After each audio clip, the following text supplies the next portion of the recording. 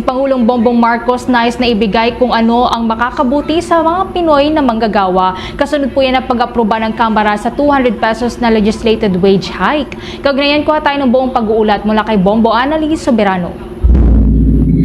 Nais ni Pangulong Ferdinand Marcos Jr. na maibigay kung ano ang makabubuti sa mga manggagawang Pilipino. Ito'y kasunod ng pagpapatibay ng House of Representatives sa panukalang batas ang 200 pesos legislated wage increase. Kahapon, inaprubahan sa plenaryo ng Kamara ang nasabing panukalang batas, kung saan 172 na mga kongresista ang bumoto pabor sa nasabing panukala. Bago pa man pinagtibay ng Kamara ang nasabing panukala, noong Lunes nakipagpulong ang mga labor groups kay Pangulong Ferdinand Marcos Jr. sa Malacanang. No comment naman ang palasyo kung may basbas mula sa punong ehekutibo ang pag-aproba ng Kamara sa nasabing panukala.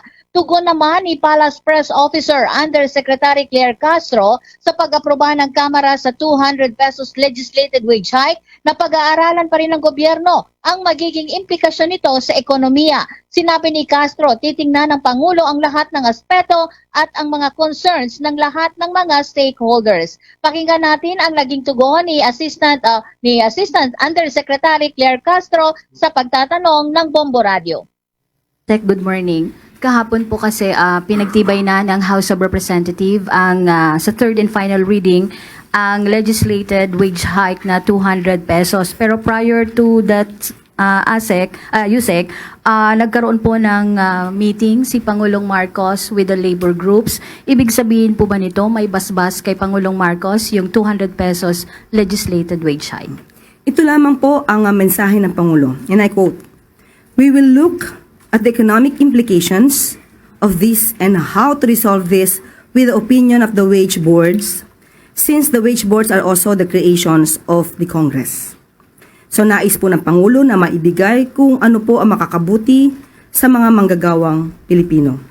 Titignan ng lahat ng aspeto at ang concerns ng lahat ng stakeholders.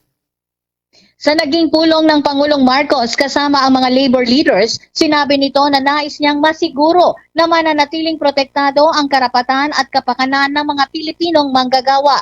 Binigyang diin ni Pangulong Marcos na patuloy ang suporta ng gobyerno sa bukas at makabuluhang usapan tungo sa trabahong may dignidad, sahod na sapat at kinabukasang may pag-asa para sa bawat pamilyang Pilipino. Sa kabilang dako, muling binigyang diin ni Castro na pag-aaralan pa rin ng Pangulo kung lalagdaan at maging batas ang panukalang 200 pesos legislated wage hike. Kahit na ipasa na ito sa Kamara, dadaan pa rin ito sa Senado. Muli si Undersecretary Claire Castro sa pagtatanong ng Bombo Radio. So ibig sabihin po niyan, USEC, aaprubahan ni Pangulong o lalagdaan ni Pangulong Marcos ang nasabing batas? Pag-aaralan pa po ito at nandiyan pa po ang Senado. Hindi pa po natatapos sa Senado ang usapin na yan.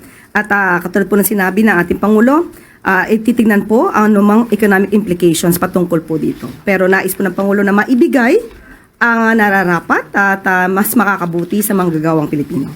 Salamat po. Mula sa Malacanang, Bombo Annalise Montaño Soberano nag-uulat para sa number 1 and most trusted radio network in the country, Bombo Radio Philippines, Basta Radio, Bombo!